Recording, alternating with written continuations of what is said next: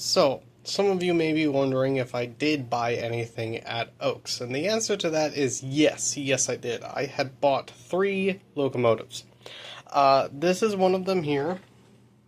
This is a Proto 2000 Heritage 2882 Mallet that the Pennsylvania Railroad had for a little bit. They are basically the Norfolk and Western prototypes with a little bit of PRR sprinkled in there. These were mainly in helper service in real life, as well as did some mainline freight over some of the bigger mountains.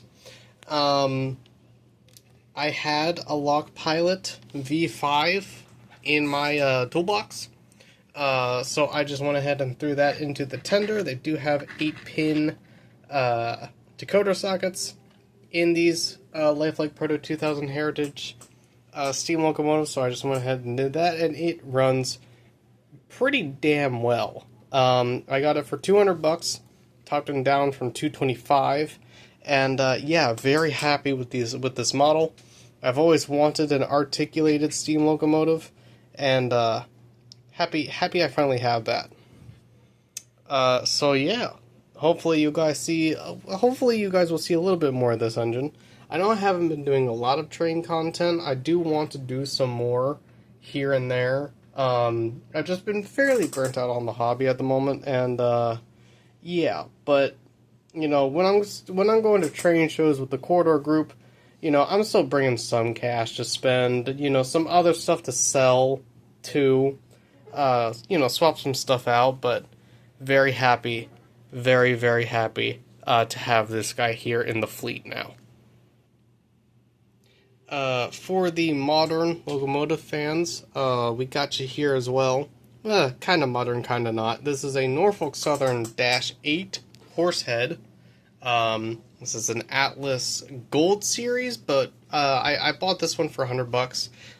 It had a DCC ready board in it with a 9-pin and an 8-pin, and I just so happened to have a 9-pin TCS decoder that I was able to throw in there, so that's what's in there currently. And yeah, this will go nice with my Bachmann Spectrum -8 standard cab, Spartan cab, whatever you want to call it, as well as my SD50 and SD60M. This will go real good with that. So happy to have this guy. I think I paid a fair deal, $100 for a somewhat modern Atlas DCC ready locomotive. Yeah, I like it, and it has the headlights up above, which is always nice. So yeah, on to the next set. And then here we have the next locomotive. This is a Lifelike Proto 2000 PA locomotive. This is one of the later ones with the 8-pin socket. So all I had to do was drop in a decoder. I did borrow a decoder out of a different engine. I'll put a decoder back into that engine at some point, obviously. But just to see it run, I went ahead and threw it in here. I'm kind of more into this older stuff anyway. So yeah, engine runs fine. Threw the decoder in, lubed it up a little bit. Runs super smooth now. Got the engine itself for $50, which I thought was a fair deal for one of these older Proto 2000s with the 8-pin decoder plug and the Kato trucks instead of the Athearn style trucks. B unit here is a dummy. It was $20. Figured since I got the A unit, might as well get the B unit. On the other end of this, I'm gonna throw my my Erie built on. So yeah, I'll have a full ABBA or ABA set in Brunswick green. I also went ahead and redid this shelf a little bit, so I'll go ahead and show this off, provided I can get it to focus decently. There we go. We have our 5 Western Maryland engines there, a 210-0 and a 280. Have a Baldwin switcher, and then 2 EMD BL2s. We have the FA2 and PAB or PB up in there. Have an old converted Mahano Western Maryland SD40-2 hiding back there with the tender for the Mallet up on top. We have the Baldwin BP20 sitting there as it runs on its own. It cannot MU with the rest of them, at least not in real life anyway. These three here, I have speed matched to run together. This is my Tuscan Red set. Then these two here will be speed matched to run together. This will be my Brunswick Green set, along with that B unit back there, and that FA2 as well. We'll get speed matched for these just because could run that FA2 behind this one in the B unit if I wanted to. And then we have our steam engines here.